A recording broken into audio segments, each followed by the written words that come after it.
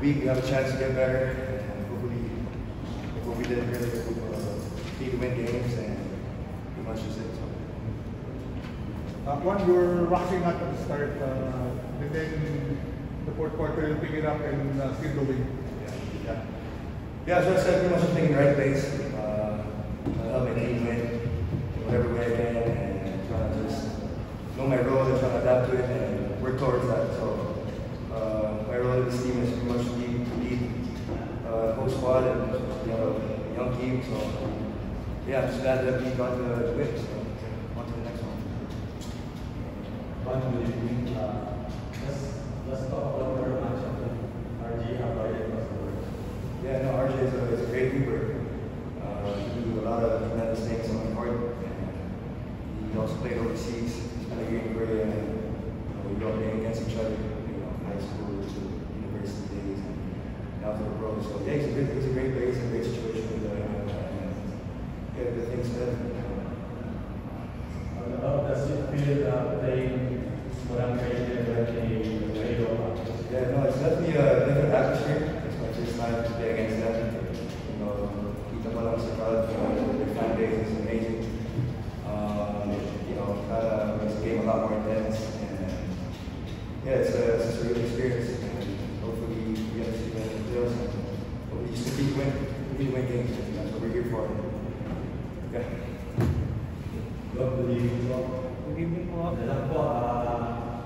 Can you just talk about your matchup with Coach Philip? Coach Philip. Pressure po. No, di ba quotient tayo? Kung there's a chance na yung losses namin mag-beat po kami sa ulit.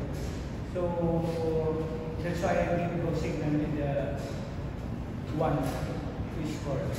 Hindi ko wala pong mangyari, tama po. So, sorry if nagbigay ako ng instruction, pero I think kailangan po namin. Close ang namin, close kami. Medyo may nababi po kasi Coach Tim tungkol sa incident. Hindi ko na inintindi.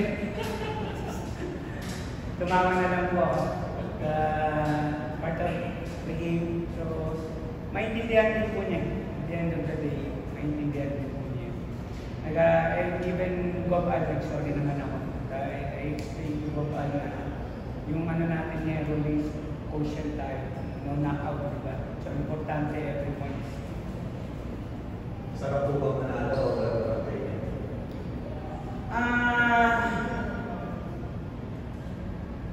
Masarap po na talunin namin yung Nebra. Kasi we need to bounce back na sa nangyari ko sa San Miguel.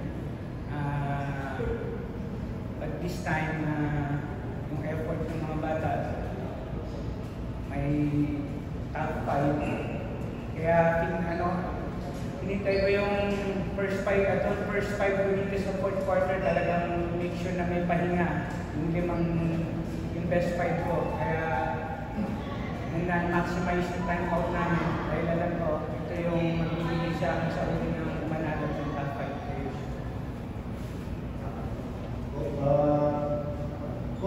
Tatlong pick na break, paano po naging advantage bago kayo bumalik sa next game sa December?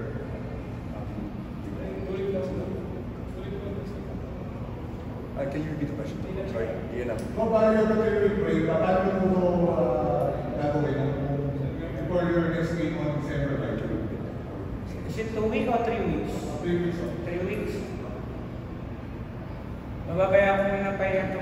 If it is 3 weeks, maybe I'll give them 3 days na rest ng mga bata.